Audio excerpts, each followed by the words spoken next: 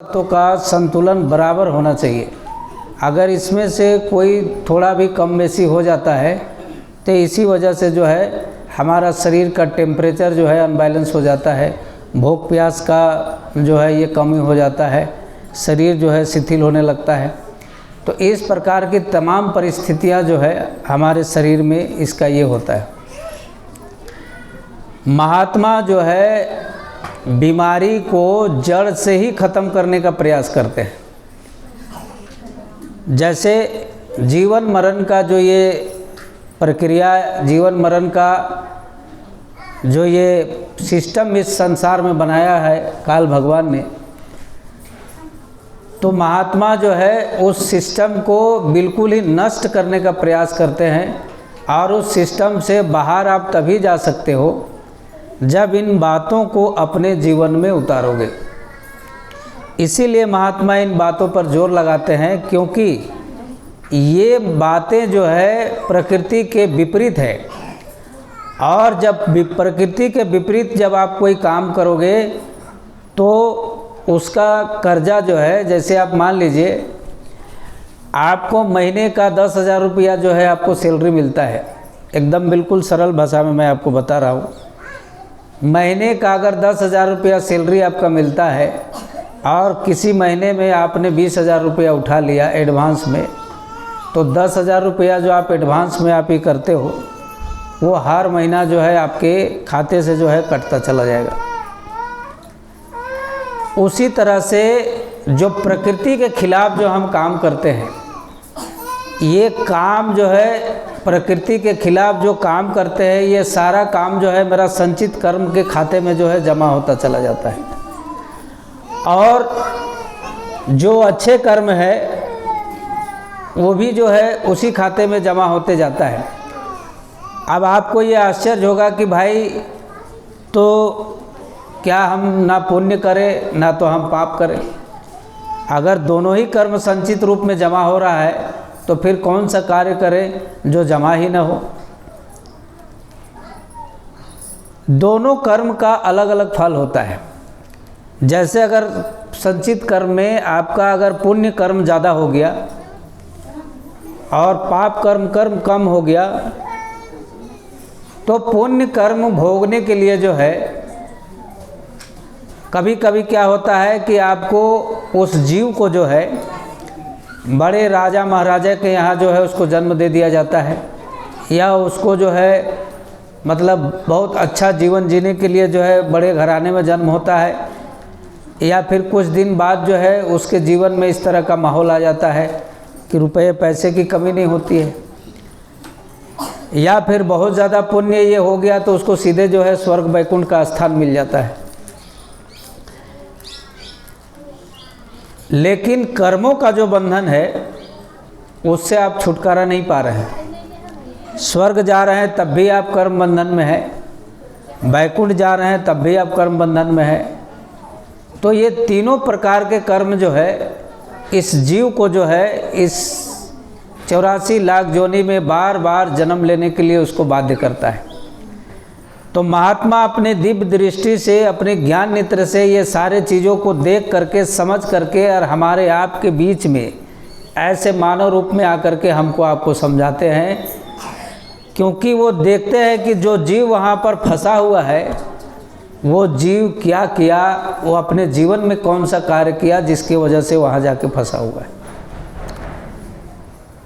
तो वो काम जो है कोई और अन्य जीव ना करे, इसके चलते हमारे आपके बीच में महात्माओं का आगमन होता है और हमारे ही आपके सरल भाषा में, सरल शब्दों में वो हमको आपको बताते हैं।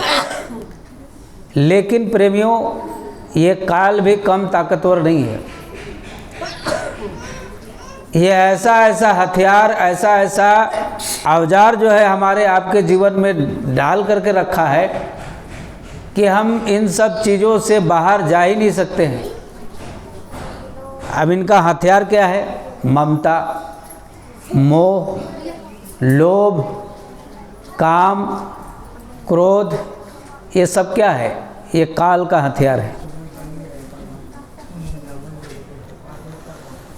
अब ये काल का हथियार हम इसको इसलिए कहेंगे कि जब कभी भी आपके घर में कोई सदस्य, आपका पुत्र, माँ, पिताजी, भाई बंधु, किसी को भी कोई तकलीफ़ होता है तो हमारे अंदर में जो है, हमारे हृदय में जो है तुरंत जो है मोह पैदा हो जाता है, उसके प्रति जो है मतलब दया, रहम ऑटोमेटिक जो है उत्पन्न होने लगता है। अब इन सब चीज़ों को आप चाह करके भी जो है आप दूर नहीं कर सकते, क्योंकि ये जो है ये आपका प्राकृतिक स्वभाव है। और ये जहाँ से इस जीव को उतारा गया, हर एक मंडलों से जो है कुछ कुछ चीज़ों को जो है इसमें साथ में जो है मिलोनी कर दिया गया। अब ये जीवात्मा अपनी साधना से, अपनी ताकत से जब तक उन मंडलों में नहीं जाएगा तब तक वो चीज़ आपसे जो है वो अलग नहीं होगा। तो हर एक जगह से जो है इन सारी चीज़ों को मिला करके हमारा इस जीवन को जो है स्थापित किया गया। अब ये सारी बातें तब हमको समझ में आती है जब हम संत सद्गुरु के सत्संग में आते हैं। आप जब संत सद्गुरु के सत्संग में आते हैं तब ये सारी बातें हमको समझ में आती है, और जब सत्संग में नहीं आते हैं तो बिल्कुल जो है ये सारी बातें आपको, इन सब जो बातें सत्संग में बताई जाती है, ये संभवतः जो है आपको कोई किताब कॉपी या कोई पाठशाला में नहीं पढ़ाया जाता है, क्योंकि महात्मा ज़्यादातर सत्संग करते हैं अपनी आँखों से देखी हुई बातों को बताते हैं। गुरु महाराज कितने बार सत्संग में इन बातों का जिक्र किया, कहा मैंने अपने जीवन में कोई किताब कॉपी या कोई वेद पुराण या कोई ग्रंथ मैंने नहीं लिखा, और ना ही मेरे गुरु महाराज ने ऐसा कोई आदेश निर्देश किया। स्वामी जी ने कहा कि जो बात मैं तुमको बता देता हूँ, इन सारी बातों को तुम अपने जीवन में उतार लो तो वही तुम्हारा वेद पुराण का काम करेगा। क्योंकि हमारे अंदर में जो है जितने भी मनुष्य हैं, इन मनुष्य को जो है परमात्मा ने विशेष तरीके से जो है उन्होंने बनाया है, और परमात्मा ने स्पष्ट कहा, ईश्वर ने स्पष्ट कहा कि इस मानव शरीर में मैंने सारी खूबियाँ भर करके रखी है। इतनी शक्ति है, इतनी पावर है कि इसका आप बखान ही नहीं कर सकते, इसकी आप कोई चीज़ों से तुलना भी नहीं कर सकते, इतनी इसमें शक्ति मैंने भर करके रखा है। अब इन शक्तियों का आभास कभी कभार किसी को 1-2% जो है अनुभव होता है, नहीं तो आप अपने जीवन को आप टटोल करके देख लीजिए।